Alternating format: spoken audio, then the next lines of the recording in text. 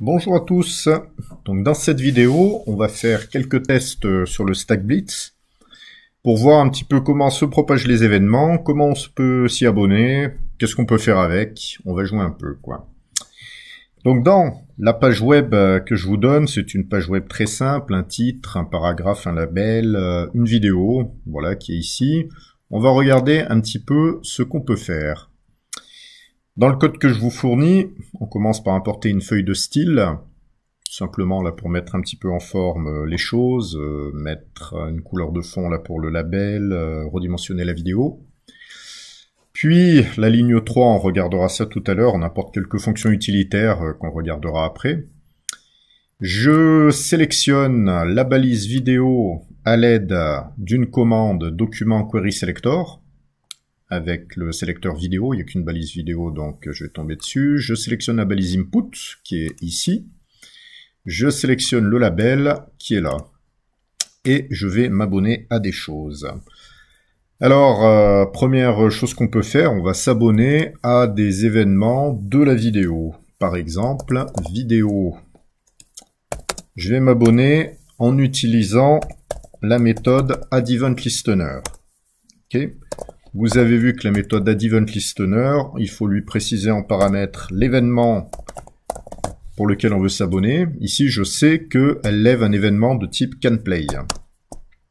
Et il faut lui donner une méthode, si jamais l'événement est levé, pour que ça nous dise quoi faire. Alors par exemple, si l'événement canPlay est levé, eh ben, je vais afficher cet événement. Donc là, je mets une fonction en ligne, qui prend un événement en paramètre et qui fait console log de l'événement. Voilà. J'ai rajouté un petit truc. Là, par exemple, je me suis abonné, j'ai rien précisé ici, hein, où je mets false ou bien je mets rien. Et la valeur par défaut, ça sera false. En troisième paramètre, ça signifie que je m'abonne pendant la phase de bubbling. Okay.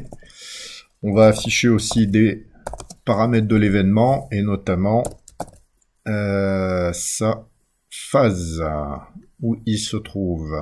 Bubbling phase, capture phase. Vous voyez, j'ai ces différents paramètres et puis là j'ai event phase. Hop, je l'affiche. Alors on dit qu'il manque une parenthèse, la voilà. Hop, et un espace en moins. Je vais rafraîchir la page là pour qu'on voit bien ce qui se passe. Donc, là j'ai enregistré la page. Ici, elle va se recharger. Et voilà ce que j'observe. La vidéo donc a été chargée à un moment. Elle a levé un événement canPlay puisqu'elle a chargé assez de données pour pouvoir démarrer la lecture. Ici, qu'est-ce que ça m'affiche? Ça m'affiche bubbling, c'est ce que je lui ai demandé, c'est la chaîne de caractères. Ensuite, event phase, je suis dans la phase 2. Et puis ça m'affiche l'événement. Alors si vous farfouillez dans l'événement, vous voyez qu'il n'y a pas grand-chose d'affiché, à part que c'est isTrusted true. Ça veut dire que c'est un événement qui a bien été généré par le navigateur. Je peux avoir confiance, pas un événement qui a été généré par un programme ou un code malicieux, par exemple. Donc c'est un événement en qui je peux avoir confiance si j'ai confiance dans ceux qui ont programmé le navigateur. Event Phase 2, ça c'est la phase target, comme on l'a vu précédemment. Ok, donc je m'abonne pour afficher. Je vais m'abonner maintenant à la phase... Alors vous avez vu d'ailleurs, hein, j'ai dit c'est la phase target, c'est la phase bubbling sur laquelle je me suis abonné, on va discuter de ça. Ici, je vais m'abonner à la phase capture. Je vais dire que je capture. Et donc, pour bien dire que je m'abonne à la phase capture, ici, il faut que je passe le paramètre true. Voilà. Hop. Je vide le code de la console. Je rafraîchis. Et je vais avoir ces deux événements qui sont levés. L'événement bubbling et l'événement capture qui vont être levés à ce moment-là. Alors, dans les deux cas, vous voyez que la event phase que ça me donne, c'est la phase 2 c'est la phase target. Target, en fait, c'est voilà, c'est pour illustrer que la phase target, elle n'a pas une réalité très concrète en réalité dans les implémentations là, puisque à chaque fois que je vais m'abonner à un événement avec Add Event Listener, je vais préciser donc le type d'événement auquel je m'abonne. Donc je vais dire sur quoi je m'abonne, donc la vidéo. Je m'abonne sur la balise vidéo aux événements CanPlay qui pourraient passer par là. Je dis ce que je fais si un événement comme ça passe par là. Là, par exemple, une fonction qui affiche.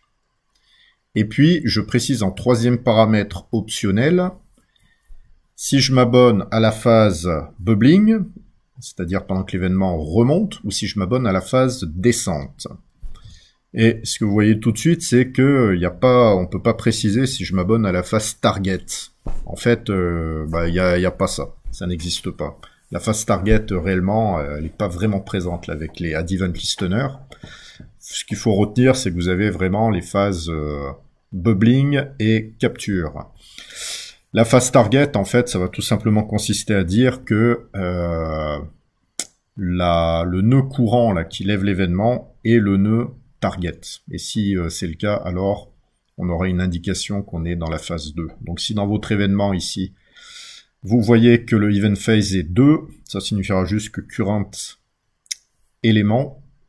target, pardon, est égal à target. Ok, qu'on est dans cette phase qui est la même. Alors, voilà pour la démonstration avec CanPlay.